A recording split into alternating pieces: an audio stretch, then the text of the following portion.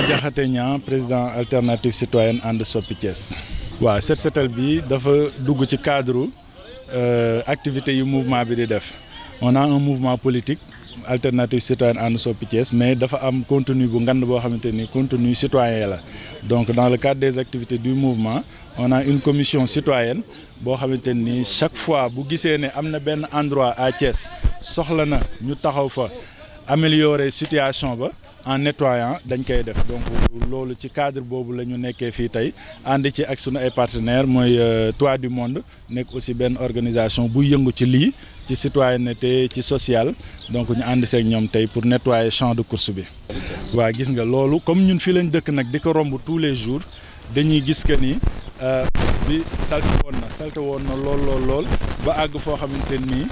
dina justifier ñu ñëw fi tey parce que def action citoyenne. Nettoyage baax na mais tànn milieu bu ko soxla aussi moo gën. loolu la adage bi di wax te ci loolu tamit moo tax aussi ñu gën a woo sunu mbokk relais yi nga xamante ni moom ngeen di représenté pour woo citoyens yi nga xamante ni vraiment bon taxoon nañ endroit bi mel nii wax leen que ni ay citoyens ni ñoom jaar nañ fi nettoyer ñu leen di demander à ce que aussi ñu sauvegarder endroit bi n'est-ce pas propreté bi fi ànd Soppi Thiès di bàyyi bi fi Toit du Monde di bàyyi ñu fexe ko sauvegarder. C'est un appel que nous lançons également aux autorités ñu bàyyi xel bërëb bi parce que ñun bi ñu fiy ñëw waxoon nañu que ni UCG jaar na fi mais bi ñu ñëwee on a vu que passage boobu daanaka mënoon na ñàkk donc ñu woowaat autorités yi bu dee matériel la ñu doté ko organisme boobu bu dee moyen la ñu doté leen ko pour que fu ñu jaar quand même du soxla jaaraat mais tey ñun bi ñu fi ñëwee ñu ne ñu UCG jaar na fi c'est comme si kenn jaaru fi woon parce que l'endroit était tel que ñoom bi ñu fiy ñëw. dénkaane bi daal mooy ku nekk li ngay génne ci déchet wutal noo ko sauvegarder ay charrette ñu ngi fi ay camion ñu ngi fi bu ñuy jàll nga jox leen ko beneen bi ci des nag mooy autorités surtout les autorités de la ville de Thiès. mais macha allah sant yàlla bu baax a baax on était à un niveau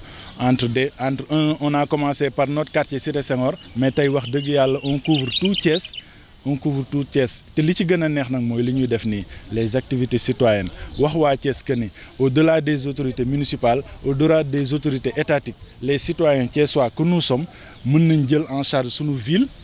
commencé koo defar en attendant maintenant que ñu am ay autorités municipales yu responsables ay autorités municipales yu compétentes pour mën a jël relève boobu pour àggale li nga xamante ni mooy defar localité bi ñu bokk. mais effectivement au-delà des aspects sportifs dañuy ñaan aussi que mouvement nawetaan bi nekk loo xamante ni dina participer ci li ñuy def nii mouvement nawetaan bi mën na nekk au-delà de tout ce qui est sportif li ñuy def nii c'est des activités citoyennes école la ñu waaj a tijji ñun on ira dans toutes les écoles de la commune en tout cas de Thiès Est principalement ñuy woo ASC yëpp ñu ñëw jàppale ñu si n'est-ce pas au-delà des aspects sportifs encore une fois l'aspect culturel mi ngi fi sunu quartier yi ça regorge de potentialité culturelle ñuy ñaan yàlla aussi président d'ASC yi génnee leen may leen opportunité wu ñu exprimer wu di saisir occasion bi aussi on a deux ASC Dëkkandoo et ASC Defar R100 ñi nga xamante ni vraiment ñi ngi dem phase nationale di leen souhaiter waat encore une fois bonne chance di nekk seen wet di leen accompagner incha allah ak ASC Sampaate bi nga xamante ni équipe cadetam lay yóbbu. Cette activité entre dans le cadre des activités normales du mouvement And Soppi Thiès. Nous sommes un mouvement politique mais nous avons en tout cas une grande partie de notre mouvement s'active dans la citoyenneté et on est heureux aujourd'hui d'être en partenariat avec l'association Toit du Monde pour en tout cas nettoyer cette ruelle-là qui était manifestement pas très bien entretenue et comme je le dis dans le cadre de nos activités citoyennes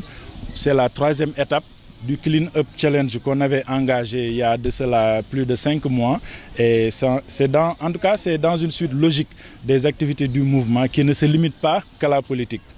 Mais nous lançons un appel, c'est de la sensibilisation que nous faisons à cet effet pour demander à la population de sauvegarder ce qui nous appartient à nous tous. Il est bon de nettoyer comme on le dit, mais il est mieux de ne pas salir. Donc tout ce qu'on a comme déchets, on peut le garder chez nous, on peut essayer de le stocker et d'attendre les charrettes et les camions qui passent pour les leur donner. Il y a des endroits bien déterminés pour en tout cas déposer les sachets d'ordures. Ça ne règle pas le problème. En fait, le problème de la gestion des déchets, ça relève du service public. On ne devait même pas être dans une situation où des privés se mettraient dans cette activité-là. Il est dommage de le constater, mais nous lançons encore une fois un appel aux autorités de la ville de Thiès pour qu'elles sachent que le nettoyage de la ville de Thiès relève d'elles, aux autorités également qui gèrent l'UCG. Quand on venait ici, on nous avait dit que l'UCG était passé, mais quand on a commencé, on a su vraiment que, je ne sais pas si c'est faute de matériel ou de moyens, mais en tout cas, il convient de revoir les dotations faites à l'UCG pour qu'elle puisse en tout cas prendre en charge la totalité de sa compétence et faire le travail qu'on lui demande dans les meilleures conditions. L'appel, c'est au-delà de... parce que les navétanes, ça doit aller au-delà des aspects sportifs. Donc nous lançons un appel pour la mise en avant des activités citoyennes, la mise en avant des activités culturelles. Mais j'en profite également pour lancer un appel aux autorités de la commune de Thiès-Est pour qu'elles améliorent un peu la situation du terrain des champs de course. Il est difficile de jouer là-bas, nous perdons beaucoup de joueurs, la qualité du jeu est remis en question. Donc nous lançons un appel pour que ce terrain-là soit bien entretenu. Nous lançons également un appel à l'ODECAV pour, n'est-ce pas, l'organisation des matchs dans les meilleures conditions et une égalité, en tout cas un traitement égal pour toutes les ASC. Mais l'essentiel, c'est que l'on puisse prendre en charge les aspects citoyens et les aspects culturels des ASC. Rendons grâce à Dieu, nous avons commencé par notre quartier et alhamdulillah, actuellement, on est présent dans presque tous les quartiers de la ville de Thiès et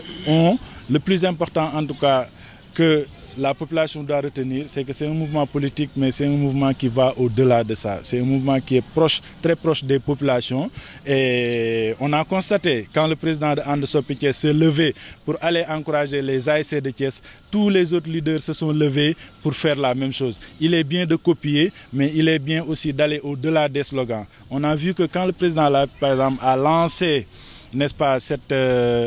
ce qu'il a lancé à Diamniadio, la conférence sur le nettoyage,